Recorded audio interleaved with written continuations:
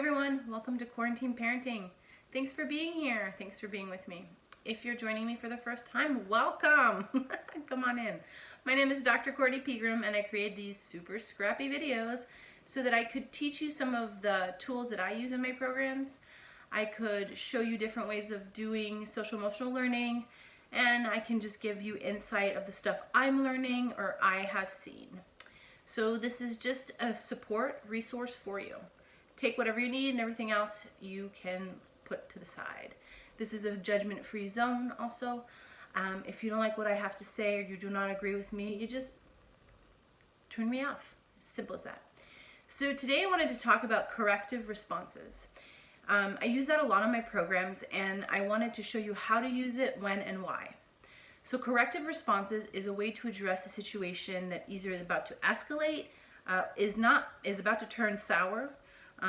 Conflict might occur, miscommunication. We use a lot of corrective responses in ways to redirect our children in our groups. When working with teens and tweens, it's really important to implement corrective responses. You're probably like, why? Because most of the time, teens and tweens, even though we think or we assume that that's what they meant or that's their intention, it's not. It could be just they have an emotional reaction, they're very frustrated, things are escalating, or they don't even understand truly what they're saying or the tonality they have. You know, when they're giving you attitude or they're rolling their eyes, yeah, they might know that they're rolling their eyes, but oftentimes they don't realize it. It's their body that's reacting like physically to the emotion that they're feeling.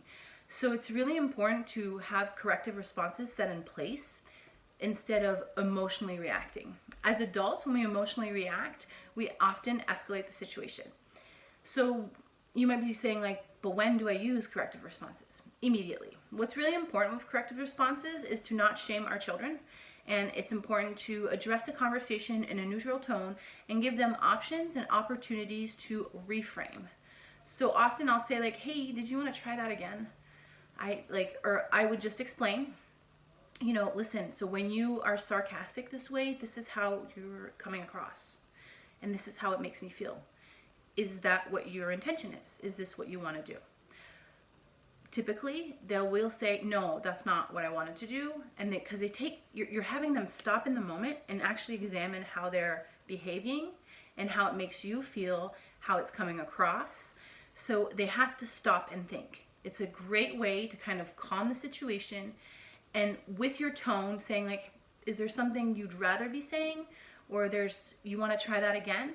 So by doing that and using different transition statements that are calm, neutral, and even welcoming or inclusive, you can de-escalate the situation with corrective responses. It's really important. A corrective response is it's an alternate way to say, do something that is incorrect, inappropriate, stereotypical, might induce conflict. So like often things that we use, like I said, is like either sarcasm, it could be tone. So for example, if my daughter did this the other day, so I was looking through something and she goes, why are you so obsessed with her? And I was like, excuse me? I'm sorry. And she first saw my reaction, and then I turned to her and I was like, okay. Like, well, why did you say that? And she got a little flustered. I said, it's okay, it's okay. I said, it's totally okay. I just want to understand why you said that. Well, I don't know, Mom. Sometimes my brain can't think. And I was like, were you trying to be funny? Were you trying to, and then I give her options. Were you trying to be funny? Were you trying to connect to me? Is it something you heard I said? Is there something you heard on TV? So that's a corrective responses. Now, what you want to avoid to do is have an emotional reaction. So let's use that example. Say my daughter was like, why are you so obsessed with her? And I turn, whip my head, and I go, what did you just say to me? So you see how that can easily escalate because I had an emotional reaction. So it's really important to us understand as adults, as educators, as parents, what is in our toolbox, but also what are the emotions and what are the triggers that we have? Because once we know our triggers, it's really helpful so that we don't have emotional reactions to it, but we have corrective responses ready for our kids. So another example could be sometimes they don't know what a word means. Believe me, we are extremely surprised on sometimes what kids know and don't know, or what they assume something means. Because they've heard it before, it was used in that context, they actually don't have the meaning. Or they think a joke is funny, they don't know it's inappropriate. They don't think that might be racist or stereotypical because they don't understand. So corrective responses are meant to open the door to communication, to give our children guidance and tools. We have to remember as parents, as educators, that oftentimes we make a lot of assumptions on what our children actually know and understand. So taking the time, especially in quarantine, and finding different ways to add corrective responses to the way that you're interacting with your child is super important. So we talked about the why, we talked about the different behaviors. Now, when? When is immediately. You need to stop and think and really take that time, take a deep breath, turn it over to your child, be like, hey, what's going on? Or what did you mean by that? Or what does that word mean to you? And like, did you want to try to say that again? Because I don't think that's what you meant to say to me. So tone in corrective responses is really important. Being welcoming and opening. So I often use I know you didn't mean it that way, even though sometimes I wonder if they did, but I'm giving them the benefit of the doubt versus jumping down their throats.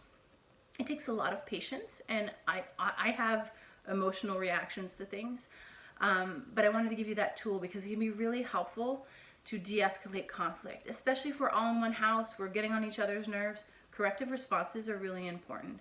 There's a few times that I've noticed, especially in quarantine, because my daughter is watching a lot more TV, she doesn't have as much social interaction, that she's picking up on TV behaviors, and they need to be addressed. So that's not happening in my house. We're not talking like that. Like, those are really important. So please let me know if you need additional resources, transition statement, or ideas to fill your bucket with corrective responses. It's super helpful to have. I love using this technique, and I hope that you'll enjoy it too. Thanks so much for watching me today. If you like my video, please click on the like below and subscribe to my channel. I feel like I'm professional right now. I'm such a YouTuber. Is that what I said? That's how you say it, right? Okay. Anyway, talk to you tomorrow. Thanks. Bye.